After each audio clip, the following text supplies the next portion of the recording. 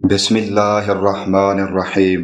حضرت ابو ہریرہ رضی اللہ عنہ سے روایت ہے کہ رسول اللہ صلی اللہ علیہ وسلم نے فرمایا، ایک بار ایک شخص راستے میں چلا جا رہا تھا، اس کو شدید پیاس لگی، اسے ایک کنواں ملا، وہ اس کنویں میں اترا اور پانی پیا، پھر وہ کنویں سے نکلا تو اس کے سامنے ایک کتا زور زور سے ہانپ رہا تھا، پیاس کی وجہ سے کیچڑ چاٹ رہا تھا۔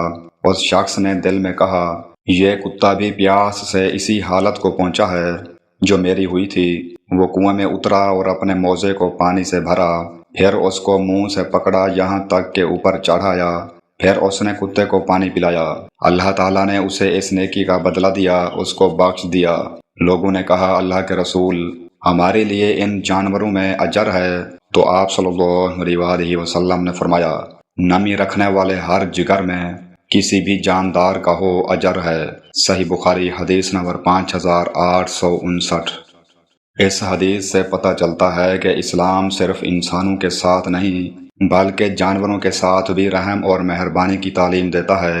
ایک پیاسے کتے کو پانی پلانے جیسے چھوٹے عمل پر بھی اللہ تعالیٰ نے اس شخص کی مغفرت فرما دی۔ یہ حدیث ہمیں سکھاتی ہے کہ اللہ کے نزدیک رحم دلی اور مخلوق کے ساتھ حسن سلوک بہت بڑی نیکی ہے۔ حضرت انس رضی اللہ عنہ کہتے ہیں کہ رسول اللہ صلی اللہ علیہ وسلم نے فرمایا، میری شفاعت میری امت کے کبیرہ گناہ والوں کے لیے ہوگی۔ جامع ترمذی حدیث نمبر 2435۔ اس حدیث مبارک سے معلوم ہوتا ہے کہ اگر کوئی مسلمان گناہ گار ہو لیکن ایمان والا ہو تو اللہ تعالیٰ چاہے تو اسے معاف فرما دے یا نبی کریم صلی اللہ علیہ وسلم کی شفاعت کے ذریعے جنت میں داخل فرما دے۔ یہ حدیث گناہ پر ڈٹے رہنے کی اجازت نہیں دیتی بلکہ اللہ کی رحمت سے امید دلاتی ہے اور توبہ کی ترغیب دیتی ہے۔ حضرت ابو ذر رضی اللہ عنہ نبی کریم صلی اللہ علیہ وسلم سے حدیث بیان کرتے ہیں کہ آپ صلی اللہ علیہ وسلم نے فرمایا، میرے پاس جبریل علیہ السلام آئے اور مجھے خوشخبری دی کہ آپ کی امت کا جو فرد اس حالت میں مرے گا کہ اس نے اللہ کے ساتھ کسی کو شریک نہیں ٹھہرایا، وہ جنت میں داخل ہوگا۔ میں ابو ذر نے کہا، چاہے اس نے زنا کیا ہو اور چوری کی ہو؟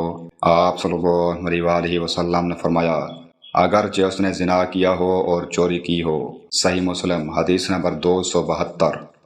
اس حدیث کا مطلب یہ ہے کہ خالص توحید والا مسلمان آخر کار جنت میں جائے گا، اگرچہ اس سے بڑے گناہ سرزد ہوئے ہوں، لیکن اگر اللہ چاہے تو پہلے سزا دے سکتا ہے۔ اس لیے مسلمان کو ہمیشہ توبہ، نیکی اور اللہ کے خوف کے ساتھ زندگی گزارنی چاہیے۔